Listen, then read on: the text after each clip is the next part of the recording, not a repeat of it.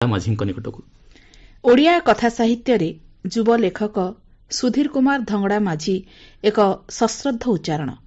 ସାହିତ୍ୟର ବିଭିନ୍ନ ବିଭାଗ, ଗଳ୍ପ, କବିତା, ପ୍ରବନ୍ଧ, ସମ୍ପାଦନା ତଥା ଅନୁବାଦ କ୍ଷେତ୍ରରେ ତାଙ୍କ ସାହିତ୍ୟିକ ଅନୁଭବ ସ୍ପଷ୍ଟ ବୁଝିହୁଏ। ଏହାଛଡ଼ା ସେ ଜଣେ ସ୍ତମ୍ଭକାର ମଧ୍ୟ। କାହାଣୀରେ କରୋନା ଏଥିରେ ଆସନ୍ତୁ ତାଙ୍କର ଅଣୁଗଳ୍ପ ଶୁଣିବା। ଆଶା ମଣିଷକୁ ଜୀଇବାର ଖୋରାକ ଯୋଗାଏ, କିନ୍ତୁ ଏମିତି ବି ଆଶା ହୋଇପାରେ ନିଜ ସନ୍ତାନଙ୍କ ଭବିଷ୍ୟତ ପାଇଁ ନିଜକୁ ଉତ୍ସର୍ଗ କରିଦେବାର ବାପପଣ ସାଜିପାରେ ଆଶା। ଏଭଳି କିଛି କହିବାର ପ୍ରୟାସ ମିନିଗଳ୍ପ ଆଶା। ନିଜ ଗଳ୍ପକୁ ପଢ଼ି ଶୁଣାଉଛନ୍ତି ଗାଳ୍ପିକ ସୁଧୀର କୁମାର ଧଙ୍ଗଡ଼ା ମାଝୀ। ସରପଞ୍ଚ ବାବୁଙ୍କ ପୁଅ ଘରକୁ ଫେରିଛି। କୋଉ ଦୂର ସହରକୁ ପାଠ ପଢ଼ିବା ପାଇଁ ଯାଇଥିଲା। ଏ କରୋନା ବେମାର ବାହାରିବା ପରେ ଘରକୁ ଫେରିବାକୁ କେତେ କାନ୍ଦିଛି ବିଚରା। ତା କାନ୍ଦ ଦେଖି ଘର ସାରା ଲୋକ କାନ୍ଦିଛନ୍ତି। ଦୂର ସହରମାନଙ୍କରେ କାଳେ ଏ ବେମାର ବେଶୀ ହେଉଛି, ପଟପଟ ମରିଯାଉଛନ୍ତି ଲୋକ। ଏକଥା ରେଡ଼ିଓରେ ବି ଶୁଣିଛି ସମ୍ବାରୁ ବୁଢ଼ା। ରେଡ଼ିଓଟି ସେ ପାଇଥିଲା ଯୌତୁକରେ, ଆଣିଥିଲା ତା ସ୍ତ୍ରୀ ଦୁଲଣୀ। ସେତେବେଳେ ତାଙ୍କ ଗାଁରେ ମାତ୍ର 3-4ଟା ରେଡ଼ିଓ ଥିଲା। ଯେତେବେଳେ ରେଡ଼ିଓଟା ବାଜିଲା, ଗାଁର ଅଧା ଲୋକ ତା ଦୁଆରେ ରୁଣ୍ଡ ହୋଇଥିଲେ। ରେଡ଼ିଓ କହୁଥିଲା ଆକାଶବାଣୀ ଆକାଶବାଣୀ। ଆକାଶବାଣୀକୁ ବେଶ୍ ଭଲ ପାଉଥିଲା ଦୁଲଣୀ। ସେଇଥିପାଇଁ ବୋଧେ ସେ ଆକାଶକୁ ଯାଇ ତାରା ହୋଇଗଲା। ତା ସନ୍ତକ ବୋଲି ଯେତେ ଥର ଖରାପ ହେଲେ ବି ରେଡ଼ିଓକୁ ସଜେଇ ସଜେଇ ଶୁଣୁଛି ସମ୍ବାରୁ। ଏ ବେମାର ଯୋଗୁଁ ତ ଫେରି ଆସୁଛନ୍ତି ଦେଶଗଲା ଲୋକମାନେ। କିଏ ଚାଲି ଚାଲି ତ କିଏ ମାଲ ବୋଝେଇ ଟ୍ରକ୍ ଉପରେ। କାହାକୁ ସରକାର ଆଣୁଛି ତ କିଏ ନିଜ ଖର୍ଚ୍ଚରେ ଆସୁଛି। ସେମାନେ ବେମାର ଆଣିକି ଆସୁଛନ୍ତି ବୋଲି ସିଧା ଘରକୁ ଆସିବାକୁ ମନା କରିଛି ସରକାର। ସରପଞ୍ଚ ବାବୁ ବି ସେମାନଙ୍କର ରହିବା ଖାଇବା ବ୍ୟବସ୍ଥା କରିଛନ୍ତି ସ୍କୁଲ ଘରେ। ସରପଞ୍ଚ ବାବୁଙ୍କ ପୁଅ ଆସିଲେ ବି ସେଠି ରହିବ ବୋଲି ଟୁପୁର ଟାପୁର ହେଉଥିଲେ ଗାଁ ଲୋକ। ହେଲେ ସେ ସିଧା ଆସିଲା ଘରକୁ। ବାବୁ କହିଲେ, ଆମର ତ ସୁବିଧା ଅଛି, ଅଲଗା ଘର ଅଛି, ପୁଅ ସେଠି କାହିଁ ରହିବ? ସେଇ ଦାଣ୍ଡ ଘରେ ରହୁଛି ବାବୁଙ୍କ ପୁଅ। ବିଚରା ପାଖକୁ କେହି ବି ଯାଉନାହାନ୍ତି। ଜନ୍ମ କଲା ମା ବି ନୁହେଁ। ହେଲେ ସମ୍ବାରୁ ବୁଢ଼ା ତାର ସବୁ ଯତ୍ନ ନେଉଛି। ଯେତେ ହେଲେ ବି ପୁରୁଣା ହଳିଆ। ବାସନ ମଜାଠୁ କପଡ଼ା ସଫା ଯାଏଁ ସବୁ କାମ କରୁଛି ସମ୍ବାରୁ। ବେଳେବେଳେ ଗୋଡ଼ ହାତ ବି ଘଷି ଦେଉଛି। କେତେବେଳେ ବାବୁଙ୍କ କ'ଣ ଦରକାର ହେବ ବୋଲି ସେଇ ଘର ବାରଣ୍ଡାରେ ହିଁ ଶୋଉଛି। ଏ ବେମାର ବୁଢ଼ା ଲୋକଙ୍କୁ ଜଲ୍ଦି ହେଉଛି। ମରିଗଲେ ପୁଣି ସରକାର ଦେବ ଲକ୍ଷ ଲକ୍ଷ ଟଙ୍କା। ଏସବୁ ଶୁଣିଛି ବୋଲି ସିନା ସମ୍ବାରୁ ବୁଢ଼ା ଏ କାମ କରୁଛି। ବେକାର ପୁଅ ଓ ବଢ଼ିଲା ଝିଅ ପାଇଁ ଧନ୍ୟବାଦ ଶ୍ରୀ ସୁଧୀର କୁମାର ଧଙ୍ଗଡ଼ା ମାଝୀ। ଏବେ ଆମେ ଯିବା ସୁଦୂର ମୁମ୍ବାଇ ନଗରରେ ଅବସ୍ଥାନ କରୁଥିବା ଗାଳ୍ପିକ ଡକ୍ଟର ତପନ ପଣ୍ଡାଙ୍କ ନିକଟକୁ। ଡକ୍ଟର ତପନ ପଣ୍ଡା ମୁମ୍ବାଇରୁ ଆମ ସହ ଅଛନ୍ତି। ସେ ଉଭୟ ଇଂରାଜୀ ଓ ଓଡ଼ିଆରେ ସାରସ୍ୱତ ସାଧନା କରନ୍ତି। କବି, ଗାଳ୍ପିକ ଓ ଜଣେ ସ୍ତମ୍ଭକାର ଭାବେ ସେ ସୁପରିଚିତ। ଓଡ଼ିଆ ସାହିତ୍ୟକୁ ବ୍ୟାପକ କରିବାର ଇଚ୍ଛା ନେଇ ସେ ଅନେକ ଓଡ଼ିଆ ରଚନାର ଇଂରାଜୀ ଅନୁବାଦ ମଧ୍ୟ କରିଛନ୍ତି। ପରିସ୍ଥିତିର ବୋଝରେ ଚାପି ହୋଇଯାଉଥିଲେ ମଧ୍ୟ ସେହି ପାଦଗୁଡ଼ିକୁ କେଉଁ ଏକ ଆକର୍ଷଣ ଯେ ଘୋଷାଇ ନେଉଥାଏ ନିଜ ମା ମାଟି ଆଡ଼କୁ ବୁଝିବା ହୁଏତ ଅସମ୍ଭବ। ତଥାପି ଏ ଯାତ୍ରା ସରିବାର ନୁହେଁ। କାଳେ ଏକ ନୂଆ ପରିବର୍ତ୍ତନର ବାର୍ତ୍ତାବହ ଏହି ବିଷମ ପରିସ୍ଥିତି। ଏ ମର୍ମରେ ମିନିଗଳ୍ପ ଗନ୍ଧ ସ୍ୱରଚିତ ଗଳ୍ପକୁ ପଢ଼ି ଶୁଣାଉଛନ୍ତି ଗାଳ୍ପିକ ଡକ୍ଟର ତପନ ପଣ୍ଡା। ସଞ୍ଜ ଗଡ଼ିଗଲେ ଫକୀର ଟିକେ ପିଆପିଇ କରେ। ରେବତୀ ତାକୁ ରୋକେନି। ଦିହ କଷ୍ଟ କାମ, ନିଶା କଷ୍ଟ ଛଡ଼ାଏ ବୋଲି ବାପାଠୁ ଶୁଣିଛି। ସଂସାର ଏମିତି ଚାଲେ, ପୋକମାଛିର ସଂସାର।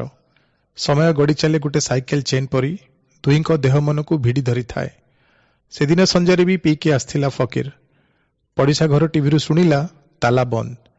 ରାତାରାତି ମାଲିକ ଖବର ଦେଲା କାମ ବନ୍ଦ। ଫକୀର ମୁଣ୍ଡ ଘୂରେଇ ଗଲା। କରିବ କ'ଣ ସେ? ପାଖରେ ସମ୍ବଳ ବୋଲି କେଇ ହଳ ଲୁଗେ ଆଉ 200 ଟଙ୍କା। କେମିତି କଟିବ ଏ ତାଲାବନ୍ଦ ସମୟ? ଭୋକର ଭୟ ଭାରି ଭୟଙ୍କର। ବାବନା ଭୂତ ପରି ଜାବୁଡ଼ି ଧରିଲେ ସବୁ ରକ୍ତ ଶୋଷି ନିଏ। ବସ୍ତିର ସନା ଭାଇ କହିଲା, ଗାଁକୁ ଫେରିଯିବା। ସମସ୍ତେ ମିଳିମିଶି ଗଲେ ବାଟ କଷ୍ଟ ଜଣାପଡ଼ିବନି। ଦୁଃଖ ସୁଖର ସାଥୀ ତ ସନା ଭାଇ। ତାରି କଥାରେ ପଡ଼ି ଦିଲ୍ଲୀ ଆସିଥିଲା ସେ।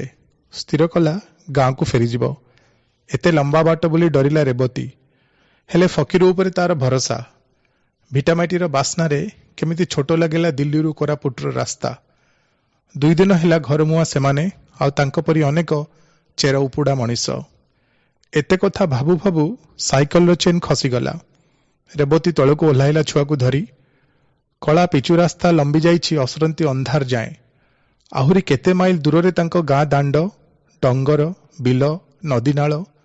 ରାଜରାସ୍ତା ତଳକୁ ଗୋଟେ ବ୍ରିଜ। ସୁନସାନ ବ୍ରିଜ ତଳେ ତରଳ ଅନ୍ଧାର। ଫକୀର କହିଲା, ଆଜି ଏଇଠି ରହିଯିବା, ଟିକେ ଚୁଡ଼ା ଚିନି ବାହାର କର। ସକାଳ ପହରୁ କିଛି ଖାଇନେ। ତା ସାଙ୍ଗକୁ ଏ ମୁଣ୍ଡ ଫଟା ଖରା। ରେବତୀ ହସିଲା। ହସିଲେ ଭାରି ସୁନ୍ଦର ଦିଶେ ସେ। ଅନ୍ଧାରରେ ଚକଚକ ଦେଖାଗଲା ତା ଧଳାଦାନ୍ତ ଦାଢ଼ି। ଅଧରାତିରେ ଫକୀର କହିଲା, ଭାରି କଷ୍ଟ ଲୋ ରେବତୀ, ଭୀଷଣ ଦେହବତା, ଛାତିଟା କ'ଣ ହେଉଛି? ରେବତୀର ଆଖି ଲୁହ ଟଳମଳ। କାନିରେ ଲୁହ ପୋଛିଲା ସେ। ବିକଳରେ ଆଉଁସି ପକେଇଲା ଫକୀରର ଛାତି। ଅଧା ପେଟରେ ରାତି ଓ ଅନ୍ଧାର ଦୁହେଁ ଆହୁରି ଲମ୍ବା ହୋଇଯାଆନ୍ତି। ଦିନ 10ଟାରେ ପୋଲିସ ଗାଡ଼ି ଅଟକିଲା ବ୍ରିଜ ତଳେ। ଗୋଟେ କୁନି ଛୁଆର କାନ୍ଦରେ ସତେକି ପ୍ରଳୟ ହୋଇଯିବ ଏଇ ପୃଥିବୀରେ। ରାଜରାସ୍ତାରେ ଲାଗିଛି ଅସହାୟତାର ମହାଯାତ୍ରା। ଆଖିରେ ସ୍ୱପ୍ନ ନେଇ ସହରକୁ ଆସିଥିବା ମଣିଷପଲ ମୁଣ୍ଡରେ ଅସମ୍ଭବ ବୋଝ। ସମ୍ବଳହୀନ ଜୀବନରେ ଅସରନ୍ତି ରାସ୍ତାକୁ ମାପିବାର ଇଏ କି ଅଦ୍ୟମ ସାହସ? ବ୍ରିଜ ତଳେ ସେଇ ନାମହୀନ ଲୋକଙ୍କ ଭିଡ଼। ଭିଡ଼ରେ ଉଛୁଳୁଥାଏ ଲୁହର ନଦୀ। ନଦୀରେ କୁହୁଳୁଥାଏ ହତାଶାର ଅଙ୍ଗାର। ଅଙ୍ଗାରରେ ଜଳୁଥାଏ ଫକୀର ରେବତୀଙ୍କ ଅସ୍ତମିତ ସ୍ୱପ୍ନ। କୁନିଝିଏଟିର କାନ୍ଦରେ ପ୍ରଳୟର ଆଭାସ ଦେଉଥାଏ ମୂକ ସମୟ। କତରା ଲୁଗା ତଳେ ଶୋଇ ରହିଥାନ୍ତି ଫକୀର ଓ ରେବତୀ। ଫକୀରର ଫଟା ପାଦ ଚାପି ହୋଇ ରହିଥାଏ ରେବତୀର ଦୁଇ ସ୍ତନ ମଝିରେ। ମଝି ରାତିରେ ସେତିକି ହିଁ ଉତ୍ତାପ ଦେଇପାରିଥିଲା ରେବତୀ। ତାଲାବନ୍ଦର କଂସ କାରାଗାରରେ ଏବେ ଏବେ ଜନ୍ମ ନେଉଛି ନୂଆ ଗୋଟେ ପରିବର୍ତ୍ତନର ଗନ୍ଧ। ଧନ୍ୟବାଦ ଡକ୍ଟର ତପନ ପଣ୍ଡା। ବର୍ତ୍ତମାନ ଆମ ଫୋନ୍ କଲ୍ ପାଇଁ ରାୟଗଡ଼ାଠାରେ ଆମକୁ ଅପେକ୍ଷା କରି ରହିଛନ୍ତି ଗାଳ୍ପିକ ଦ୍ୱିତୀଚନ୍ଦ୍ର ସାହୁ। ଗାଳ୍ପିକ ଦ୍ୱିତୀଚନ୍ଦ୍ର ସାହୁ ରାୟଗଡ଼ ଜିଲ୍ଲାରେ ଶିକ୍ଷକତା କରନ୍ତି। ଜଣେ ବ୍ୟସ୍ତ ସ୍ତମ୍ଭକାର। କବିତା, ଗପ, ଉପନ୍ୟାସ, ଶିଶୁ ସାହିତ୍ୟ ତଥା ଜୀବନୀ ରଚନାରେ ସେ ସିଦ୍ଧହସ୍ତ। ଅନେକ ପୁସ୍ତକରେ ସେ ସମାଜର ସଂଘାତ, ସଂଘର୍ଷ, ଦୁଃଖ ତଥା ଜନଜୀବନର ଚିତ୍ରକୁ ସୁନ୍ଦର ଓ ସଫଳ ଭାବେ ନିଜ ଲେଖା ମାଧ୍ୟମରେ ସବୁବେଳେ ଉପସ୍ଥାପନ କରିଆସିଛନ୍ତି। ଆଜି ଶୁଣିବା ତାଙ୍କର ଅଣୁଗଳ୍ପ ମାଲିକ ହେବାର ବାଟ। ସମୟର ଚାପରେ ହଜିଯାଉଥିବା ମଣିଷ ନିଜକୁ ପୁଣି ନୂଆ ଭାବରେ ମଧ୍ୟ ଆବିଷ୍କାର କରିପାରେ। ଏଇ ମୁହୂର୍ତ୍ତରେ ସବୁକିଛି ସରିଯାଇଛି ବୋଲି ଭାବୁ ଭାବୁ ସୁଯୋଗର ନୂଆ ରାସ୍ତାଟିଏ ମେଲି ହୋଇଯାଇପାରେ। ଏହି ମର୍ମରେ ମିନିଗଳ୍ପ ମାଲିକ ହେବାର ବାଟ ନିଜ ରଚନାକୁ ପଢ଼ି ଶୁଣାଉଛନ୍ତି ଗାଳ୍ପିକ ଦ୍ୱିତୀଚନ୍ଦ୍ର ସାହୁ। ସକାଳୁ ଉଠିଲା ରବି। ହାତରେ କିଛି କାମ ନାହିଁ। ଖାଇ ପିଇ ଯାହା ଶୋଇବା କଥା ସ୍କୁଲ ଘରେ। ସୁରତରେ ଥିଲେ ସୂତାକଳରେ ମେସିନ୍ ସହ ମେସିନ୍ ହୋଇ ଖଟୁଥାନ୍ତା। ଏଠି ସଙ୍ଗରୋଧ କେନ୍ଦ୍ରକୁ ଆସିବା ଦିନଠୁ ଅଳସୁଆ ହେବାକୁ ପଡ଼ୁଛି। କରୋନା ଜନିତ ଲକଡାଉନ ଠାରୁ ଏମିତି ତାର ଜୀବନଶୈଳୀ ବଦଳି ଯାଇଛି। ସାମ୍ନାରେ କେଶବ ସ୍କୁଲ କାନ୍ଥରେ ଚିତ୍ର କରୁଛି ସକାଳୁ ସକାଳୁ। ଗତକାଲି ହେଡ୍ ଆଜ୍ଞାକୁ ରଙ୍ଗ ମାଗିଥିଲା କାନ୍ଥରେ ଚିତ୍ର କରିବାକୁ। ବସିବା ଜାଗାରୁ ଉଠିଲା ରବି। ଝଟ ନିତ୍ୟକ୍ରମ ସାରିଲା। ଗଲା କେଶବ ପାଖକୁ। ନିରେଖି ଦେଖିଲା ତା କାମକୁ। ଢେର ସମୟ ଦେଖିଲା ପରେ ଅସମ୍ଭାଳ ହେଇଗଲା ନିଜ ଭିତରେ। ଅଲଗା କାନ୍ଥରେ ଚିତ୍ର କରିବାକୁ ସେ ଅନୁମତି ମାଗିଲା। ଅନୁମତି ପାଇ ଆଉ ଏକ କାନ୍ଥରେ ପେନସିଲରେ ଗାରେଇଲା ଚିତ୍ର। କାନ୍ଥକୁ ଭାବିଦେଲା ପିଲାଦିନର ଡ୍ରଇଂ ସିଟ୍। ନୀରବରେ ନିମଗ୍ନ ହୋଇ କରିଚାଲିଲା ଚିତ୍ର। ପିଲାଦିନେ ଯେମିତି ଅବିକଳ ଫୁଟାଉଥିଲା ଖାତାରେ। କେଶବ ନିଜ କାମ ଛାଡ଼ି ଆସି ଦେଖିଲା ରବି ଆଙ୍କିଛି ନିଜ ଗାଁର ପେନସିଲ ସ୍କେଚ୍। ଅଥଚ ସେଥିରେ ରଙ୍ଗ ମାରିବାରେ ନିଜର ଅସମର୍ଥତାକୁ ପ୍ରକଟ କଲା ରବି। ତୁରନ୍ତ ଖାଲି ଜାଗାରେ କଲର ଲିପିବାର କୌଶଳ ଶିଖେଇଦେଲା କେଶବ। ତାର ଅଭୟବାଣୀ ପାଇ ରବି ଏଥର ରଙ୍ଗ ଭରିଲା ଖାଲି ଜାଗାରେ। କେଶବ ତାକୁ ଶେଷ ସ୍ପର୍ଶ ଦେଲା ପଛରେ। କାନ୍ଥ ଭିତରେ ଦିଶିଲା ନିଜ ଜନ୍ମ ମାଟିର ସୁନ୍ଦର ଚିତ୍ର। ସେଠି ଥିବା ବାକି ଲୋକ ତାର ଚିତ୍ରକୁ ପ୍ରଶଂସା କରିବାକୁ ଲାଗିଲେ। ରବି ଭିତରେ ଜାଗରିତ ହେଲା ଗୋଟେ ଆତ୍ମପ୍ରତ୍ୟୟ। ସେ ବି ହୋଇପାରେ ଚିତ୍ର କର। ସଙ୍ଗରୋଧର ରହଣି ଭିତରେ କେଶବଠାରୁ ଶିଖାଯାଇପାରେ ବାକି କଳା କୌଶଳ। ସେତିକି ଶିଖିଦେଲେ ସେ ଆଉ ଯିବନି କେବେ ସୁରତ। ସେଠି ସୂତାକଳରେ କ'ଣ ପାଇଁ ଶ୍ରମିକ ହେବ? ଏଠି ଜନ୍ମ ମାଟିରେ ରଙ୍ଗ ତିଳକୁ ନେଇ ନିଜ ଇଚ୍ଛାର ମାଲିକ କାହିଁକି ନ ହେବ? ନିଜ ଭିତରେ ଖୁସି ହେଇଗଲା ସେ, ଯେମିତି ସେ ପାଇଗଲା ତାର ଭବିଷ୍ୟତର ବାଟ। ଆଉ ମନେ ମନେ କରୋନାକୁ ଜଣାଉଥିଲା ଧନ୍ୟବାଦ। ଧନ୍ୟବାଦ ଶ୍ରୀ ଦ୍ୟୁତି ଚନ୍ଦ୍ର ସାହୁ। ଆମେ ବର୍ତ୍ତମାନ ଯିବା ସୁଦୂର ଖଡ଼ଗପୁରରେ ରହୁଥିବା ଓଡ଼ିଆ ଗାଳ୍ପିକ ଅମିୟ ବେଜଙ୍କ ନିକଟକୁ। ଗାଳ୍ପିକ ଅମିୟ ବେଜ, ଜନ୍ମସ୍ଥାନ ତାଙ୍କର ଘଟଗାଁ, କେଉଁଝର। ଗଳ୍ପ ଜଗତରେ ସେ ବେଶ୍ ପରିଚିତ। ମିନି ଗଳ୍ପ ପାଇଁ ଏକ ବିଶେଷ ପରିଚୟର ଅଧିକାରୀ ହେଉଛନ୍ତି ଶ୍ରୀ ଅମିୟ ବେଜ। ବୃତ୍ତି ତାଙ୍କୁ ନେଇଯାଇଛି ସୁଦୂର ଖଡ଼ଗପୁରକୁ। ଜୀବନଧର୍ମୀ ଅନେକ ଗଳ୍ପ ତାଙ୍କୁ ପାଠକର ନିକଟତର କରିପାରିଛି। କରୋନା ସହ ଆମ ଚଳଣିକୁ ଧସେଇ ପଶି ଆସିଲେ କେତେ ନୂଆ ଶବ୍ଦ। ଜନତା କର୍ଫ୍ୟୁ, ଲକଡାଉନ, କଣ୍ଟେନମେଣ୍ଟ ଜୋନ୍, ଏମିତି କେତେ କ'ଣ। କଟକଣାରେ ଭରିଗଲା ଜୀବନ। ତଥାପି ଜୀବନ ଚାଲିଛି, ଆଉ ତାକୁ ଚଳାଇ ରଖିଛନ୍ତି ନିରନ୍ତର କାମ କରୁଥିବା କିଛି ଲୋକ। ଏ ମର୍ମରେ ଗଳ୍ପ ସଟ୍ଡାଉନ୍ ନିଜ ରଚନାକୁ ପଢ଼ି ଶୁଣାଉଛନ୍ତି ଗାଳ୍ପିକ ଅମିୟ ବେଜ। ଦୁର୍ବିପାକ ତ ସବୁବେଳେ ଆସେନି, କିନ୍ତୁ ଯେବେ ଆସେ ଦୋହଲାଇ ଦିଏ ମଞ୍ଜ। ବାବା କହିଲେ ଆଇସୋଲେଟ୍ ହୋଇ ରୁହ। ଭଲ ହେଲା ସରକାର ସ୍କୁଲ ଛୁଟି କରିଦେଲେ। ଏବେ ତୁମେ ମା ଝିଅ ପଦାକୁ ବାହାରିବନି। ବାହାର ବୁଲା, ବାହାର ଖାଦ୍ୟ ସବୁ ମାସକ ପାଇଁ ବନ୍ଦ। ବନ୍ଦ ବି ମା'ର ନିତିଦିନିଆ ମନ୍ଦିର ଯିବା। ଏଇଠୁ ଠାକୁରଙ୍କୁ ପାଣି ଟେକିଦବ। ଘର ଝରକା କବାଟକୁ ଆଉ ଯାଅ। ସବୁ ସଫାସୁତର ରଖ। ଘରକୁ ଆଉ ନିଜକୁ। ଅତ୍ୟାବଶ୍ୟକ ଜିନିଷର ଲିଷ୍ଟ କରିଦିଅ 2 ମାସ ଲାଗି। ନେଇ ଆସିବି। କିଛି ଥଣ୍ଡା, କାଶ ଆଉ ଫାଷ୍ଟ ଏଡ୍ ବି ରଖିବାକୁ ହେବ। କେବେଠୁ କହିଲେଣି ଏ ମାଛ, ମାଂସ, ଆଇଁଷ ଗୁଡ଼ାକୁ ବନ୍ଦ କର। ପଶୁ ମାରି ଆଣି ତୁମମାନଙ୍କ ମୁହଁରେ ଦେବାକୁ ପଡ଼ୁଛି ବାଧ୍ୟ ହୋଇ। ଏବେ କ'ଣ ହେଲା? ମିଳିବ ଯେ ଖାଇବ। ଆମେ ଶୁଣୁଥିଲୁ ବାବାଙ୍କ କଥା। ତାଙ୍କ କଥାରେ ମୁଣ୍ଡ ଟୁଙ୍ଗାରେ ସମ୍ମତି ଜଣାଉଥିଲୁ ମୁଁ, ମମି ଆଉ ଜେଜିମା। ଆମ ଘରେ ବାବା ଏକା ଜେଣ୍ଟସ୍। ସେ କଠୋର ହେଲେ ବି ଭାରି ସ୍ନେହୀ। ମମି ଅତ୍ୟାବଶ୍ୟକ ଜିନିଷ ପତ୍ରର ସବୁ ଚିଠା କରିଦେଲା ତରତରରେ। ମୋତେ କହିଲା ଯା ଦେଇଦେ ଚିଠା। କି କରୋନା ଭାଇରସ୍ ହେଲା କେଜାଣି, ଯେମିତି ସଟ୍ଡାଉନ୍ ହୋଇଯିବ ଏ ପୃଥିବୀ। ମୁଁ ବାବାଙ୍କ ହାତକୁ ଚିଠା ବଢ଼େଇଦେଲି। ଅଫିସ ପାଇଁ ସେ ତରତରରେ ମୌଜା ପିନ୍ଧୁଥିଲେ। ପ୍ରଶ୍ନ କଲି ବାବା, କିନ୍ତୁ ତୁମେ? ବାବା କହିଲେ ବାପାମାନେ ନିଜକୁ ବନ୍ଦୀ ରଖିପାରନ୍ତିନି ରେ ମା। ତୁ ଯା ହୋମୱାର୍କ କରେ। ଏଥର ବାବା ବାଇକ୍ ଷ୍ଟାର୍ଟ କଲେ। ପୁରୁଣା ହେଲାଣି ଗାଡ଼ିଟା। ସାଇଲେନ୍ସରରୁ କଳା କଳା ଧୂଆଁ ବେଶୀ ବେଶୀ ବାହାରୁଛି ଆଜିକାଲି। ମମି ନାକରେ କାନିଟାକୁ ଦେଇ କହିଲା ବଦଳାଇ ଦିଅନ୍ତେନି। ଧନ୍ୟବାଦ ଶ୍ରୀ ଅମିୟ ବେଜ। ଆମ ଫୋନ୍ କଲ୍ ପାଇଁ ବର୍ତ୍ତମାନ ରାଉରକେଲାରେ ଆମକୁ ଅପେକ୍ଷା କରିଛନ୍ତି ଗାଳ୍ପିକା ମୋନାଲିସା ମିଶ୍ର। ଗାଳ୍ପିକା ମୋନାଲିସା ମିଶ୍ର 2 ଦଶନ୍ଧିରୁ ଅଧିକ କାଳ ଗଳ୍ପ ଜଗତରେ ଏକ ସକ୍ରିୟ ନାମ। ଅନେକ ସଂକଳନ ଜନାଦୃତି ଲାଭ କରିସାରିଛି। ରାଉରକେଲା ନିବାସୀ ମୋନାଲିସା ନିଜର ଅନନ୍ୟ ଦୃଷ୍ଟିଭଙ୍ଗୀ ପାଇଁ ପାଠକ ମହଲରେ ନିଜ ପାଇଁ ଏକ ବିଶେଷ ସ୍ଥାନ ଗ୍ରହଣ କରିଛନ୍ତି।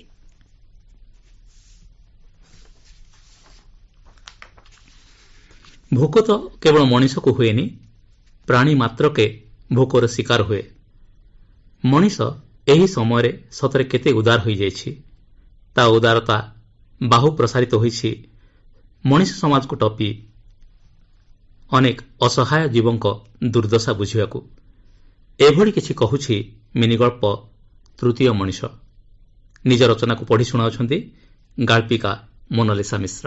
ସେମାନଙ୍କର ସମୟଟା ଆଉ ଏବେ କାନ୍ଥ ଘଣ୍ଟାରେ ନାହିଁ, ବରଂ ପାରାମାନଙ୍କର ଗୁଟୁରୁଗୁଁ, ପାଉଁରୁଟିବାଲାର ଟିଙ୍ଗ ଟିଙ୍ଗ, ସ୍କୁଲ ଯାଉଥିବା ପିଲାଙ୍କର ବସ୍ ହର୍ନ ଶବ୍ଦ, ଖେଳ ପଡ଼ିଆରୁ ପିଲାମାନଙ୍କର କୋଳାହଳ, ଏମିତିକି ଡେରି ରାତିରେ ବୁଲା କୁକୁରଙ୍କର କାନ୍ଦସ୍ୱର ଇତ୍ୟାଦିରେ ସମୟଟି ରହିଛି।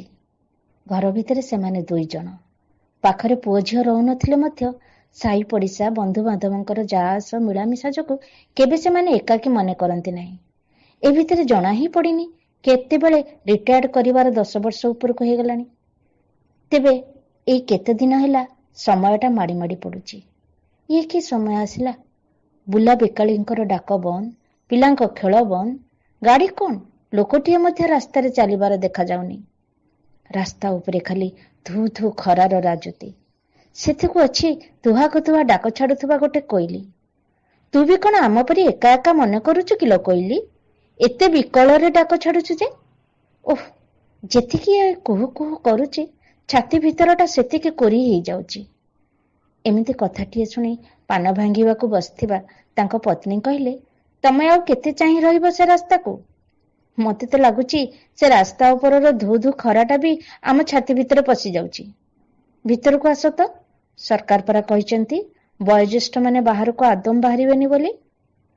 ବୟୋଜ୍ୟେଷ୍ଠ ମାନେ ସିନା ବାହାରିବେନି, ଏ ପଡିଶା ଘରର କୁନୁ ବାବୁଟାର କଣ ହେଲା କହ ତ? ସେ କାହିଁ ଆସୁନି? କେତେ ସୁନ୍ଦର ଗୁଲଗୁଲିଆ କଥା କହେ ଯେ ଟିକେ ମନଟା ଖୁସି ହେଇଯାଏ।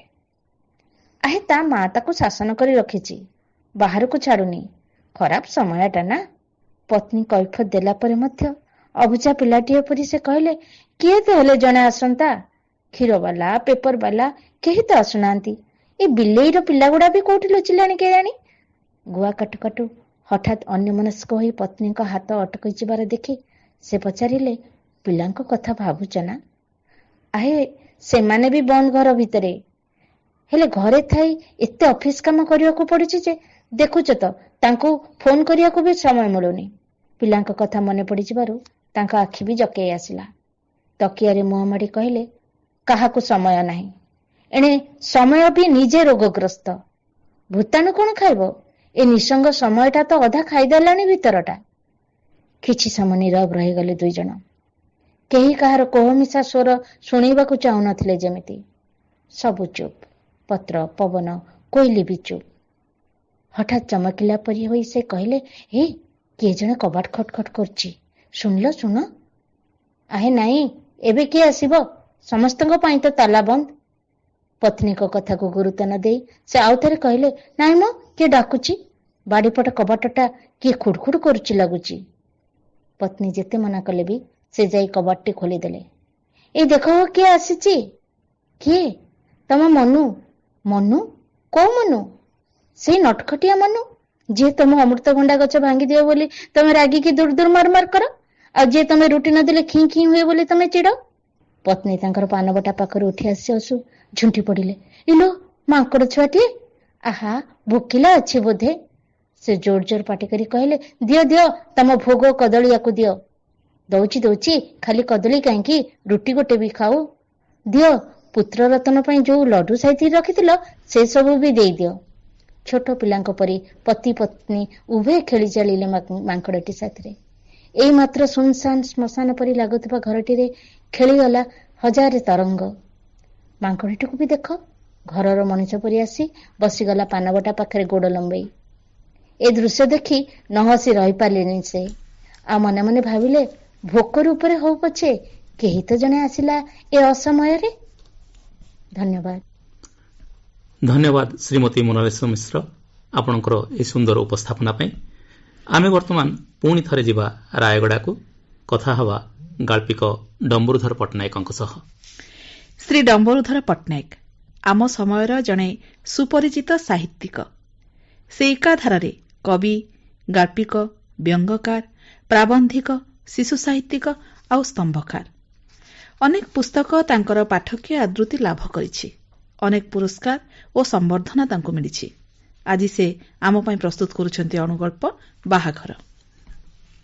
ଲକଡାଉନର କଟକଣା ଗରିବ ଖଟିକିଆଙ୍କୁ ତ ଅସରନ୍ତି ଦୁର୍ଦ୍ଦଶାରେ ପକାଇ ଦେଇଛି, କିନ୍ତୁ ମିଛ ଅହମିକାରେ ଉବୁଟୁବୁ ହେଉଥିବା ଧନିକ ଗୋଷ୍ଠୀଙ୍କୁ ମଧ୍ୟ ସୂଚାଇ ଦେଇଛି ଅହମିକାର ତୁଚ୍ଛତା କଥା। ନିଜର ସମସ୍ତ ପାରିବାପଣ ସତେ ଯେମିତି ଭୁଲୁଣ୍ଠିତ ହୋଇପଡ଼ିଛି ବାହାସ୍ଫୋଟ ଦେଖାଇ ନ ପାରିବାର ଗ୍ଲାନିରେ। ଏଭଳି କିଛି କହୁଛି ମିନିଗଳ୍ପ ବାହାଘର। ସ୍ୱରଚିତ ଗଳ୍ପକୁ ଶୁଣାଉଛନ୍ତି ଗାଳ୍ପିକ ଡମ୍ବରୁଧର ପଟ୍ଟନାୟକ। ବିଜୟ ଶେଖର ବାବୁ ପୁଅ ବାହାଘର ପାଇଁ ପ୍ରାଣପଣେ ଲାଗି ପଡ଼ିଥିଲେ। ଗୋଟିଏ ବୋଲି ପୁଅ ସମ୍ରାଟ। ନିଜର ଅଚଳାଚଳ ସମ୍ପତ୍ତି ସମ୍ରାଟ ବଢ଼ିଛି ସେଭଳି ସମ୍ଭ୍ରାନ୍ତ ଚଳଣୀରେ। ଅଭାବ ବୋଲି ଶବ୍ଦଟିଏ ହୁଏତ ସମ୍ରାଟର ଜୀବନରେ କେବେ ଉପଲବ୍ଧି କରିବାକୁ ଦେଇନାହାନ୍ତି ବିଜୟଶେଖର। ସମ୍ରାଟ ହିଁ ବାପାଙ୍କ ଇଣ୍ଡଷ୍ଟ୍ରିର ଏକମାତ୍ର ଉତ୍ତରାଧିକାରୀ। ତା ପାଇଁ କିଛି ବି ଅପହଞ୍ଚ ନୁହେଁ। ତେଣୁ ତା ବାହାଘର ପାଇଁ ଯେଉଁ ସବୁ କାର୍ଯ୍ୟକ୍ରମର ବର୍ଣ୍ଣାଢ୍ୟ ଯୋଜନା ହେବା କଥା ତାହା ହୋଇସାରିଥିଲା ଜାନୁଆରୀ ମାସରୁ। ଏକମାତ୍ର ପୁଅର ବାହାଘର ଶୁଭ ତିଥି ବାହାରିଛି ମାର୍ଚ୍ଚ 26 ତାରିଖକୁ। ହାତରେ ଆଉ 2.5 ମାସ ହିଁ ଅଛି। ହେଲେ ଜାନୁଆରୀ ମାସ ଶେଷ ବେଳକୁ ଦେଶରେ ଚାଞ୍ଚଲ୍ୟ ଖେଳାଇ କରୋନା ଭୂତାଣୁର ପ୍ରବେଶକୁ ଠାବ କଲେ ସରକାର। ଦିନକୁ ଦିନ ସଂକ୍ରମିତଙ୍କ ସଂଖ୍ୟା ବଢ଼ିବାକୁ ଲାଗିଥାଏ। ଆତଙ୍କ ଖେଳିଗଲା ଦେଶ ସାରା। ଏଥିପାଇଁ ହଠାତ୍ ମାର୍ଚ୍ଚ 24ରେ ସରକାର ଘୋଷଣା କରିଦେଲେ ଲକଡାଉନ। କଟକଣା ଲାଗିଗଲା ସବୁ ପ୍ରକାର ସଭା ସମିତି, ବାହା, ବ୍ରତଘର ଓ ଧାର୍ମିକ ଅନୁଷ୍ଠାନ ଉପରେ। ରେଳ, ବସ୍ ଓ ବିମାନ ସେବା ସବୁକୁ ବନ୍ଦ କରି ଦିଆଗଲା। କୌଣସି ସ୍ଥାନରେ ବି ଜନଗହଳିକୁ ପ୍ରଶ୍ରୟ ଦିଆଗଲା ନାହିଁ। ଏଣୁ ସାମାଜିକ ଦୂରତା ରକ୍ଷା କରିବାକୁ, ଘରେ ରହିବାକୁ ଓ ବାହାରକୁ ବାହାରିଲେ ମାସ୍କ ପିନ୍ଧି ବାହାରକୁ ବାହାରିବାକୁ ଆଦେଶନାମା ଜାରି କରାଗଲା। ବିଜୟଶେଖର ମୋଦିଙ୍କ ଘୋଷଣା ଶୁଣି ସ୍ତବ୍ଧ ହୋଇଗଲେ। ଏତେ ଆୟୋଜନ, ଏତେ ସ୍ୱପ୍ନ ତାଙ୍କର ପାଣି ଫାଟିଗଲା ମୋଦିଙ୍କ ସେହି ଗୋଟିଏ ଘୋଷଣାରେ। ସମ୍ରାଟ ମାନସିକ ଭାବେ ପ୍ରସ୍ତୁତ ହୋଇସାରି କହିଲା, ଡାଡ୍, ଆମେ ବାହାଘର ନିରାଡମ୍ବର ଭାବେ ମନ୍ଦିରରେ କରିଦେବା। ପୁଅ କଥା ଶୁଣି ବିଜୟଶେଖର ବାବୁ ବିଚଳିତ ହୋଇ କହିଲେ, ମାନେ ତୁ ବାହା ହେବୁ ଗୋଟେ ନିହାତି ଗରିବ ଘରର ପିଲା ଭଳି ମନ୍ଦିରରେ ମାଳ ବଦଳ କରି? ତୁ ଏମିତି କେମିତି ଚିନ୍ତା କରିପାରୁଛୁ ସମ୍ରାଟ? ସମ୍ରାଟ କହିଲା, ଡାଡ୍, ମୁଁ ଶୁଣିଛି ଲକଡାଉନ ଜୁନ୍ ଯାଏ ବଢ଼ିପାରେ, ଆଉ ତାରି ଭିତରେ ବାହାଘର ତିଥି ବି ନାହିଁ କୁଆଡ଼େ। ମୁଁ ଏହା ମଧ୍ୟ ଶୁଣୁଛି ଯେ ଯଦି କରୋନା ସଂକ୍ରମଣ ବଢ଼ିଚାଲେ ତାହେଲେ କଟକଣା ମଧ୍ୟ ଅନୁରୂପ ଭାବେ ଆହୁରି କଠୋର ଓ କଠିନ ହୋଇପାରେ। ତେଣୁ ଏତେ ସବୁ ଝାମେଲାକୁ ଅପେକ୍ଷା ନ କରି ମନ୍ଦିରରେ ବାହାଘର କରିଦେଲେ କ୍ଷତି କ'ଣ? ଅନ୍ତତଃ ତୁମ ବୋହୂ ତ ଘରକୁ ଆସିଯିବ। ବିଜୟଶେଖର ବାବୁ ପୁଅ କଥାରେ ଚିନ୍ତନ କଲେ। ଭାବିଲେ, ପୁଅ ଠିକ୍ କହୁଛି। ଯେଉଁଠି ଆଡ଼ମ୍ବର ପାଇଁ ସୁଯୋଗ ନାହିଁ ସେଠି ନିରାଡମ୍ବରତାକୁ ଆପଣେଇ ନେବା ହିଁ ବିଜ୍ଞତା। ମନ ଭିତରେ କଷ୍ଟ ହେଉଥିଲେ ବି ସେ କହିଲେ, ଠିକ୍ ଅଛି ସମ୍ରାଟ, ତୋରି କଥା ହଉ। ଧନ୍ୟବାଦ ଶ୍ରୀ ଡମ୍ବରୁଧର ପଟ୍ଟନାୟକ। ବର୍ତ୍ତମାନ ଆମେ ଯିବା ଭୁବନେଶ୍ୱରକୁ, ଗାଳ୍ପିକ ଜିତେନ୍ଦ୍ର କୁମାର ନାୟକଙ୍କ ନିକଟକୁ। କଥାକାର ଜିତେନ୍ଦ୍ର କୁମାର ନାୟକ ଜଣେ ସାମ୍ବାଦିକ, ଆକାଶବାଣୀ ଓ ଦୂରଦର୍ଶନର ସମ୍ବାଦ ପାଠକ ଭାବେ ମଧ୍ୟ ସେ ବେଶ୍ ପରିଚିତ। ବିଭିନ୍ନ ଦୈନିକରେ ସେ ସ୍ତମ୍ଭକାର। ଶ୍ରୀ ନାୟକ ଗଳ୍ପ ଜଗତରେ ବେଶ୍ ସୁନାମର ଅଧିକାରୀ। ଜୀବିକା ପଛରେ ଅଣନିଶ୍ୱାସୀ ଦୌଡ଼ୁଥିବା ମଣିଷ ହଠାତ୍ ଆବିଷ୍କାର କରେ ସେ ଜୀବନକୁ ଅବହେଳା କରିଛି। ଜୀବିକା ସର୍ବସ୍ୱ ଜୀବନରୁ ହଠାତ୍ ଜୀବିକା ଚାଲିଗଲେ ତାକୁ ଜଣାପଡ଼େ ଜୀବନ କେତେ ମୂଲ୍ୟବାନ। ଜୀବନ ଥିଲେ ଜୀବିକା ଆପେ ମିଳିବ। ଏଭଳି ଅବବୋଧର କଥା ମିନି ଗଳ୍ପ ଘର ବାହୁଡ଼ା। ନିଜ ରଚନାକୁ ପଢ଼ି ଶୁଣାଉଛନ୍ତି ଗାଳ୍ପିକ ଜିତେନ୍ଦ୍ର କୁମାର ନାୟକ। ଏଠି ବି ଛାରଖାର। ବାତ୍ୟା ଅମ୍ଫନ, ତୁ ବି ଦାଉସା ଦେଲୁ। କରୋନା ମାଡ଼ରେ ଏତେ ବାଟରୁ ବହୁ କଷ୍ଟରେ ଆସି କ୍ୱାରେଣ୍ଟାଇନ୍ କେନ୍ଦ୍ରରେ 14 ଦିନ ରହି ବିନୁ ଘରକୁ ଗଲାପରେ ଦେଖିଲା ଏଭଳି ଦୃଶ୍ୟ। ଘରର ଛପର ଉଡ଼ି ଯାଇଥିଲା। ବାପା ଓ ବୋଉ ସାମଦାଦି ଘରେ ଥିଲେ। ପୁଅକୁ ଦେଖି ବାପା ଆଶ୍ୱାସନା ଦେଇଥିଲେ ସବୁ ଠିକ୍ ହୋଇଯିବ। ବୋଉ କହିଥିଲା, ଯାହା ହେଉ ତତେ ଏଥର ବାହା କରିଦେବି। ବିଦେଶ ଯିବା ବନ୍ଦ। ଯେତିକି ଜମି ଅଛି ସେଥିରେ ଅଧା ପେଟା ଖାଇ ଚଳିଯିବା। ସାମଦାଦି ଘର ଖୁଡ଼ି ଆସି ବିନୁକୁ ଆଉଁସି ଦେଲେ ଓ କହିଲେ, ଦେଖ, ଘର ସଜଡ଼ା ନ ହେବା ଯାଏ ତୁମେ ସମସ୍ତେ ଏଇଠି ରହିବ। ବିନୁ ଦାଦିର କୋଠାଘର ଆଡ଼େ ଆଖି ବୁଲାଇ ଆଣିଲା। ଦ୍ୱିପହରେ ଦାଦି ଘରେ ଖାଇସାରି ଶୋଇଲା ବେଳେ ବିନୁ ଉପରକୁ ଅନାଇ ପୁରୁଣା କଥା ଭାବିଲା। ଭଦ୍ରକ ସହର ନିକଟବର୍ତ୍ତୀ ଗାଁ ଗୁଆମଳରୁ ମେଟ୍ରିକ ପାସ୍ କରି ଏହି ବିନାୟକ ବିନୁ ତାମିଲନାଡୁର ତିରୁପୁରକୁ ଚାଲିଯାଇଥିଲା। ମାମୁଁ ଘର ଗାଁର ଲେଖାଜୋଖାର ରଘୁବାଇ ସେଠାକୁ ତାକୁ ନେଇଯାଇଥିଲା ସୂତାକଳରେ କାମ କରିବା ପାଇଁ। ପଢ଼ା ମଧ୍ୟମ ଧରଣର ଥିଲା। ସମ୍ବଳ ଥିଲେ ଆଉ କିଛି ବାଟ ଯାଇପାରିଥାନ୍ତା। ମାତ୍ର 10 ଗୁଣ୍ଠ ଜମିରେ 3 ଜଣ ଚଳିବା କଷ୍ଟକର ହୋଇଥିବାରୁ ସେ ଗାଁ ଛାଡ଼ିଥିଲା। ବୋଉ ପାଖକୁ ଆସି କହିଲା, ଉପରକୁ ଅନାଇ କ'ଣ ଭାବୁଛୁ? ଚାଲ, ସବୁ ଠିକ୍ ହୋଇଯିବ। ବିନୁ ମନେ ମନେ ଭାବିଲା, କେତେ ଆତ୍ମୀୟ ଏ ଗାଁ ଓ ମୋ ପରିବାର। ଘର ଛାରଖାର ହୋଇଯାଇଥିଲେ ମଧ୍ୟ ମା ବାପାଙ୍କ କି ଅସୀମ ଧୈର୍ଯ୍ୟ। ସାମଦାଦି ଘର ଖୁଡ଼ିର କି ସ୍ନେହ। ତିରୁପୁରର କମ୍ପାନୀ ମାଲିକ ସାମାନ୍ୟ ଭରସା ଦେଇଥିଲେ ସେ ଆଜି ଲକଡାଉନ ଭିତରେ ଏତେ ହଇରାଣ ହରକତ ହୋଇ ଆସିନଥାନ୍ତା। ସୂତାକଳ ଖୋଲିଗଲାଣି। ଆଉ କିଛି ଟଙ୍କା ଗୋଟେଇ ପାରିଥାନ୍ତା। ସାମଦାଦି ଭଳି କଂକ୍ରିଟ ଛାତଟେ ମୁଣ୍ଡ ଉପରେ କରିପାରିଥାନ୍ତା ତ। ବାପା କହିଲେ, କ'ଣ ଭାବୁଛୁ? ଘର ହେବ ଓ ତୁ ବାହା ହେବୁ, ଆମେ ଭଲରେ ରହିବା। ଗୋଟେ କଂକ୍ରିଟ ଛାତ ତଳେ ରହୁଥିବା ସବୁ ଲୋକ କ'ଣ ସୁଖୀ ବୋଲି ଭାବୁଛୁ? ଯାହା ପାଖରେ ଯେତେ ଟଙ୍କା ଥିଲେ ବି ଲକଡାଉନରେ ସମସ୍ତେ ତାଲାବନ୍ଦରେ ଅଛନ୍ତି ନା ନାହିଁ? ବିନୁର ମନେ ପଡ଼ିଗଲା ବିବେକାନନ୍ଦଙ୍କ ବାଣୀ। ପୃଥିବୀର ମହାପୁରୁଷମାନଙ୍କ ଚରିତ୍ରକୁ ଆଲୋଚନା କଲେ ଦେଖାଯାଏ ଅଧିକାଂଶ ସ୍ଥଳରେ ସୁଖ ଅପେକ୍ଷା ଦୁଃଖ ସେମାନଙ୍କୁ ଅଧିକତର ଶିକ୍ଷା ଦେଇଛି। ଐଶ୍ୱର୍ଯ୍ୟ ଅପେକ୍ଷା ଦାରିଦ୍ର୍ୟ ଆହୁରି କିଛି ଶିଖାଇଛି। ପ୍ରଶଂସା ଅପେକ୍ଷା ନିନ୍ଦା ରୂପକ ଆଘାତ ହିଁ ସେମାନଙ୍କ ଅନ୍ତରସ୍ଥ ଅଗ୍ନିକୁ ପ୍ରଜ୍ୱଳିତ କରିବାରେ ଅଧିକ ସାହାଯ୍ୟ କରିଛି।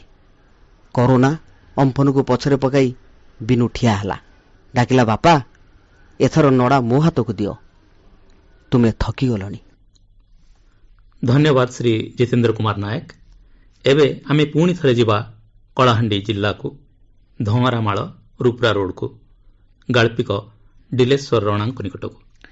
କଳାହାଣ୍ଡିର ଯୁବ ଲେଖକ ଡିଲେଶ୍ୱର ରଣା ଓଡ଼ିଆ କଥା ସାହିତ୍ୟର ଜଣେ ସମ୍ଭାବନାମୟ ସ୍ୱର।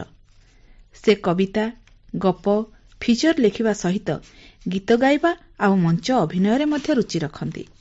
ତାଙ୍କ ଲେଖାରେ ଥାଏ ସମାଜର ତଳବର୍ଗର ପ୍ରେମ ଆଉ ସଂଘର୍ଷର ନିଚ୍ଛକ ଚିତ୍ର। ଆଜିର ଏହି ପ୍ରସାରଣ ପାଇଁ ସେ ଲେଖିଛନ୍ତି ଅଣୁଗଳ୍ପ ଫେରିବାର ବାଟ। କରୋନାର କରାଳ କାଳିମା ସମଗ୍ର ମାନବ ଜାତିକୁ ଦୋହଲାଇ ଦେଇଛି ସତ, ହେଲେ ଏହି ବିପତ୍ତି କେତେ ନିରୀହ ମଣିଷଙ୍କୁ କଳେ ବଳେ କୌଶଳେ ଫେରାଇ ଆଣିଛି ଭିଟାମାଟିକୁ। ପେଟ ଚାଖଣ୍ଡକ ପାଇଁ ବନ୍ଧା ପଡ଼ିଥିବା ଜୀବିକା ନିକଟରୁ ଉଦାସ ଆଖିରେ ବାଟ ଚାହିଁ ରହିଥିବା ମା ମାଟି ନିକଟକୁ। ଏହିଭଳି ଏକ ଆବେଗର କଥା ମିନିଗଳ୍ପ ଫେରିବାର ବାଟ।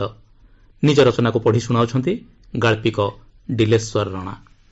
ଦୈମତୀର ଶୁଖି ଆସୁଥିବା ଥନକୁ ରେକ୍ଟୁଛି ତାର 2.5 ବର୍ଷିଆ ଛୁଆ। ଥିରପିଆ ବେଳର ଦଲକାଏ ଝାଞ୍ଜି ପବନରେ ଘିରି ଘିରି କିନ୍ଦିରି ଯାଉଛି ଛୁଆ ହାତର ଫିରିଫିରି। ଗୋଟେ ହାତରେ ଛୁଆକୁ କାଖେଇ ଧରି ଆର ହାତରେ ମୁଣ୍ଡରେ ବୋହିଥିବା ଜଞ୍ଜାଳ ଭର୍ତ୍ତି ଟଳମଳ ଜରିବସ୍ତାକୁ ଥାପି ଧରିଛି ସେ। ରେଳ ଷ୍ଟେସନରୁ ଉତୁରି କେତେବେଳୁ ଯେ ନାମ ପଞ୍ଜୀକରଣ କାଉଣ୍ଟର ସାମ୍ନାକୁ ଆସିଲାଣି ଜାଣିପାରିନି। ପଞ୍ଜୀକରଣ କରୁଥିବା ବାବୁ ଜଣକ ପଚାରିଲେ, ନା କହ। ମଳିଚିଆ ମାସ୍କ ଭିତରୁ ଏତେ ଧୀର ଶବ୍ଦରେ କହିଲା ଯେ ସେ ଶୁଣିପାରିଲେନି। ଆଉ ଥରେ ପ୍ରଶ୍ନ କଲେ। ଚମକିଲା ପରି ସେ ଉତ୍ତର ଦେଲା, ଦୈମତୀ ଲୁହୁରା। ବୟସ? ନିଜର ହାଡୁଆ ଦେହ ଉପରକୁ ଥରେ ନିରୀକ୍ଷେଇ କହିଲା, କେତେ ହେବା ଯେ ମକେ? ଦେଖିକରି ଲେଖିଦେନି କେ ବାବୁ। ପଞ୍ଚାୟତ? ମେଦିନୀପୁର।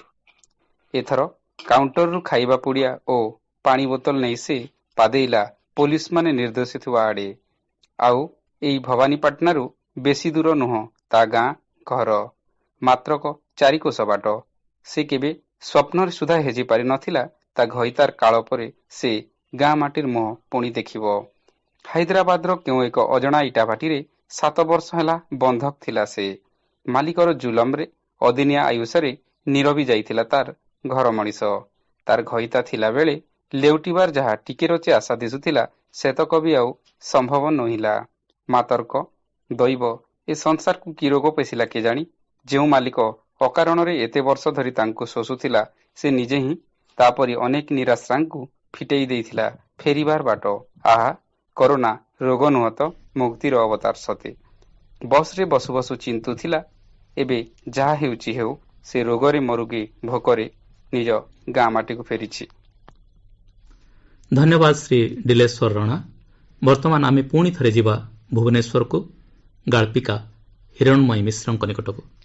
ଗାଳ୍ପିକା ହିରଣ୍ମୟୀ ମିଶ୍ରଙ୍କ ନାମ ଓଡ଼ିଆ ଗଳ୍ପ ଜଗତରେ ଏକ ସ୍ପର୍ଦ୍ଧିତ ଉଚ୍ଚାରଣ। ରହଣି ତାଙ୍କର ଭୁବନେଶ୍ୱର ସହରରେ। ବୃତ୍ତିରେ ସେ ଅଧ୍ୟାପିକା ଏବଂ ସାହିତ୍ୟ ସୃଜନ ତାଙ୍କର ପ୍ରବୃତ୍ତି। ନିରନ୍ତର ସୃଜନ ସହ ପାଠକ ମହଲରେ ବେଶ୍ ସ୍ୱାଭାବିକତାର ସହ ସେ ଆତଜାତ କରନ୍ତି। ଗଳ୍ପ ସର୍ଜନା ପାଇଁ ସମ୍ମାନିତା ଅନେକ ସଂସ୍ଥା ଦ୍ୱାରା। ରାସ୍ତା ସରିବାର ନାଁ ନେଉନଥାଏ, ପାଦ ଚାଲୁଥାଏ ଅସରନ୍ତି ବାଟ। ହେଲେ ପାଦର ବି କିଛି ଅପେକ୍ଷା ଥାଏ, ସିଏ ବି କିଛି କହୁଥାଏ।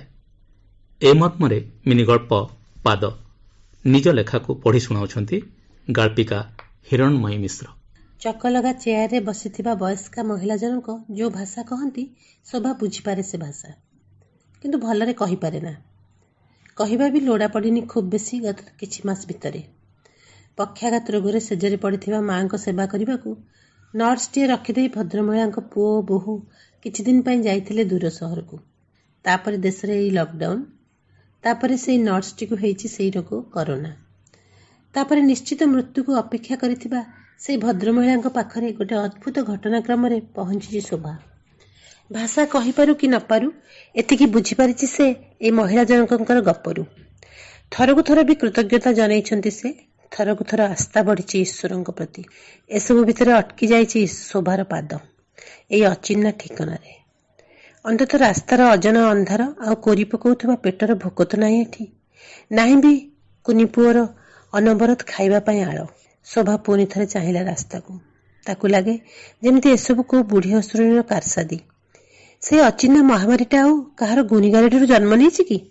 ଏମିତି ମାଡ଼ି ଚାଲିଛି ଯେ ମାଡ଼ି ଚାଲିଛି ସହସ୍ର ସହସ୍ର ପାଦ ନେଇ। ଏତେ ମାସ ହେଲା ପରେ ବି ଏ ପାଦର ଧାଡ଼ି ସରୁନି। ଝରକା ବାଟେ ଦୂର ରାସ୍ତାକୁ ଦେଖିଲେ ବି ଭାରି କଷ୍ଟ ହୁଏ ତାକୁ। ଯୁଆଡେ ଚାହିଁବ ସେଇଆଡେ କେବଳ ପାଦ, ଚାଲୁଥିବା ମଣିଷଙ୍କର ପାଦ, ଭୋକିଲା କାନ୍ଦୁରା ମଣିଷର ପାଦ, ବଡ ଲମ୍ବା ଛୋଟ ପୁଣି ମଝିଆ ସାଇଜର ପାଦ।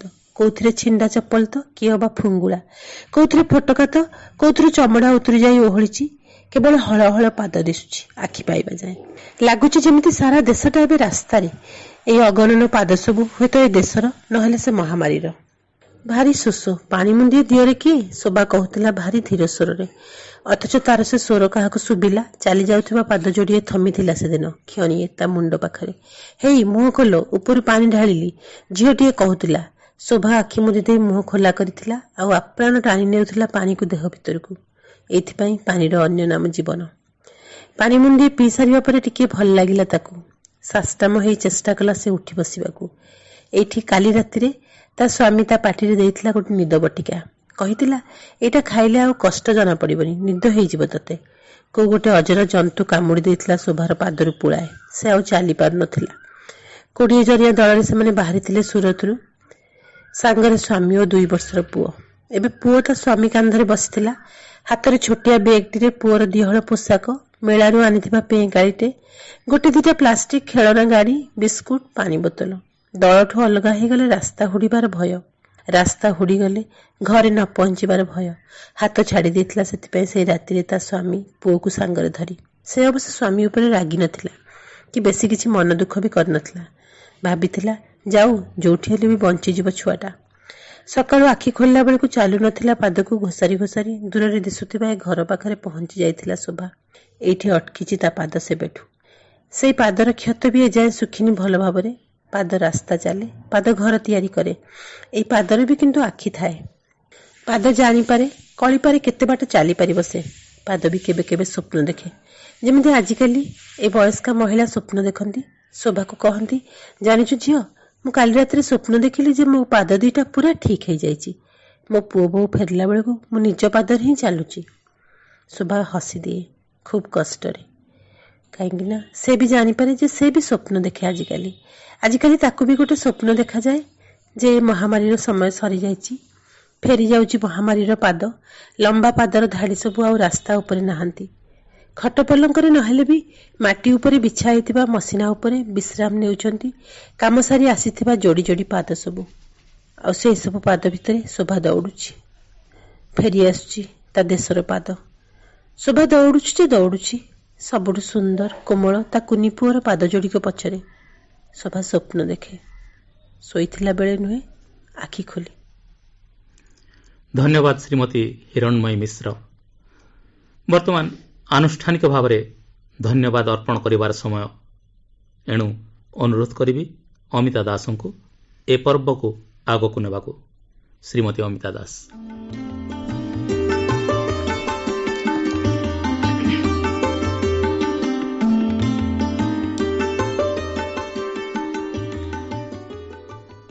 ଧନ୍ୟବାଦ ଶ୍ରୀଯୁକ୍ତ ପଟ୍ଟନାୟକ। ଶ୍ରୋତାବନ୍ଧୁ, କରୋନା ଯୋଗୁଁ ସମଗ୍ର ପୃଥିବୀରେ ଶାନ୍ତ ଓ ଅସହାୟ ନୀରବତାର ନିରନ୍ଧ୍ର ଅନ୍ଧାର ରାଜତ୍ୱ କଲାବେଳେ ଶବ୍ଦମାନେ ଅନବରତ ଲୀଳାଖେଳା କରୁଥାନ୍ତି ଲେଖକର ଭାବମୟ ଜଗତରେ। ଆଉ ସୃଷ୍ଟି ହୁଏ ଅନେକ କଥା ଓ କାହାଣୀ। ସେହି ଶବ୍ଦର ରୂପକାର ତଥା ଗାଳ୍ପିକଙ୍କୁ ଆମ କେନ୍ଦ୍ର ତରଫରୁ ଆଜି ଅନେକ ଅନେକ ଧନ୍ୟବାଦ ଏବଂ କୃତଜ୍ଞତା ଜ୍ଞାପନ କରୁଛୁ। ଆପଣଙ୍କ ସହଯୋଗିତା ଓ ସହଭାଗିତା ବିନା ଏହି ସୁନ୍ଦର ସଂକଳନର ସଫଳ ପରିପ୍ରକାଶ ହୁଏତ ସମ୍ଭବ ହୁଅନ୍ତା ନାହିଁ। ଧନ୍ୟବାଦ ଅର୍ପଣ କରିବାକୁ ଚାହିଁବୁ ଆମର କାର୍ଯ୍ୟାଳୟ ମୁଖ୍ୟ ତଥା କାର୍ଯ୍ୟକ୍ରମ ମୁଖ୍ୟ ଶ୍ରୀ ଗୌରଚନ୍ଦ୍ର ତ୍ରିପାଠୀଙ୍କୁ, ଯାହାଙ୍କ ସକ୍ରିୟ ସହଭାଗିତା, ଅନୁକୂଳ ଚିନ୍ତନ, ଅଭିନବ ପରିକଳ୍ପନା ଏବଂ ଅକୁଣ୍ଠ ପ୍ରେରଣା ଆମକୁ ଉତ୍ସାହିତ କରିଛି ଏହି ଅଭିନବ ଭର୍ଚୁଆଲ ଅଣୁଗଳ୍ପ ଆସରର ସଫଳ ରୂପାୟନ ପାଇଁ। ଆପଣଙ୍କୁ ବହୁତ ବହୁତ ଧନ୍ୟବାଦ ଶ୍ରୀ ଗୌରଚନ୍ଦ୍ର ତ୍ରିପାଠୀ ମହାଶୟ। ଶ୍ରୋତାବନ୍ଧୁ, ଏହି କାର୍ଯ୍ୟକ୍ରମଟି ଆପଣଙ୍କ ପାଖେ ପହଞ୍ଚିବାରେ ଯେଉଁ ବୈଷୟିକ ସହାୟତାର ଆବଶ୍ୟକ ହୋଇଥାଏ ତାହା ଆମର ଇଞ୍ଜିନିୟରିଂ ଟିମ୍ ପୂରଣ କରିଥାନ୍ତି। ତେଣୁ ବୈଷୟିକ ମୁଖ୍ୟ ଶ୍ରୀ ଲାଲମଣି ଚକ୍ରବର୍ତ୍ତୀ ଏବଂ ତାଙ୍କ ଟିମ୍ରେ ଏମ୍ ସୀତା, ଶ୍ରୀ ନିରଞ୍ଜନ ପଣ୍ଡା ଏବଂ ଆହୁରି ଅନେକଙ୍କୁ ସମସ୍ତଙ୍କୁ ଆମ ତରଫରୁ ବହୁତ ବହୁତ ଧନ୍ୟବାଦ। ଏହା ସହିତ ମୁଁ ଧନ୍ୟବାଦ ଦେବାକୁ ଚାହିଁବି ମୋର ଅତି ପ୍ରିୟ ସହକର୍ମୀ ଏବଂ ସହଯୋଗୀ ବନ୍ଧୁଙ୍କୁ। ସେମାନେ ହେଲେ ସର୍ବଶ୍ରୀ ରଞ୍ଜନ କୁମାର ବେହେରା, ବିଜୟ କୁମାର ସାମନ୍ତରାୟ, ମନୋଜ କୁମାର ସାମନ୍ତରାୟ, ରାଜେନ୍ଦ୍ର ପ୍ରସାଦ ମହାକୁଡ଼ ତଥା ଶ୍ରୀମତୀ ଦମୟନ୍ତୀ ବୈକାର। ଆପଣମାନଙ୍କ ସ୍ନେହ, ସୌହାର୍ଦ୍ଦ୍ୟପୂର୍ଣ୍ଣ ସହଯୋଗ ନିଶ୍ଚୟ ଅଭୁଲା ରହିବ। ପରିଶେଷରେ ଆମର ସବୁଠୁ ଆପଣାର ବନ୍ଧୁ, ସର୍ବକାଳୀନ ଚିର ସାଥୀ ଏବଂ ଆମର ଅତି ପ୍ରିୟ ଶ୍ରୋତାଙ୍କୁ ଆମ ତରଫରୁ ଅଶେଷ ଅଶେଷ ଧନ୍ୟବାଦ। ଆପଣଙ୍କ ସ୍ନେହ, ପ୍ରେମ ଓ ସହଯୋଗ ବିନା ଆମର କାର୍ଯ୍ୟକ୍ରମ କେବେ ବି ସମ୍ପୂର୍ଣ୍ଣ ଆଉ ସଫଳ ହୁଏ ନାହିଁ। ଆପଣଙ୍କୁ ଏଇଠୁ ପ୍ରଣାମ କରୁଛୁ। ଏତିକି ଅନୁରୋଧ ନିଶ୍ଚୟ କରିବୁ, ଏମିତି ଆପଣ ଆମ ସହ ସବୁବେଳେ ରୁହନ୍ତୁ, ଆମକୁ ପ୍ରେରଣା ଦେଉଥାନ୍ତୁ ଆପଣଙ୍କ ପାଇଁ ଆଉ କିଛି ନୂଆ, କିଛି ବିଶେଷ ଧରଣର କାର୍ଯ୍ୟକ୍ରମ ପ୍ରସ୍ତୁତ କରିବା ପାଇଁ। ପୁଣି ଥରେ ଏହି କାର୍ଯ୍ୟକ୍ରମ ସହ ଜଡ଼ିତ ସମସ୍ତଙ୍କୁ ହୃଦୟ ଭରା କୃତଜ୍ଞତା ଜ୍ଞାପନ କରି ଆଜିର ଏହି ଅଭିନବ ଭର୍ଚୁଆଲ ଅଣୁଗଳ୍ପ ଆସରକୁ ଏଇଠି ଶେଷ କରି ଆପଣଙ୍କଠାରୁ ବିଦାୟ ନେଉଛି। ନମସ୍କାର। ନମସ୍କାର।